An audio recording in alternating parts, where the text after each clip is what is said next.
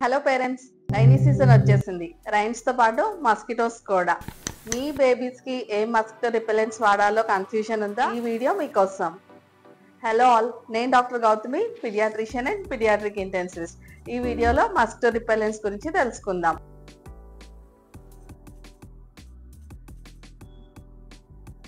వీటిలో ఏ mosquito repellents వాడాలో కన్ఫ్యూజన్ ఉందా? Let's decode this. Patches, roll ons, creams, sprays.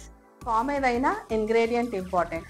ఈ మస్కిటో రిపెలెంట్స్ లో essential oils like citronella oil, peppermint oil, neem oil, eucalyptus oil ఉంటే అవి సేఫ్ అండి. బట్ క్రీమ్స్ అయితే రీఅప్లై చేస్తూ ఉండాలి ఎఫెక్టివ్నెస్ కోసం.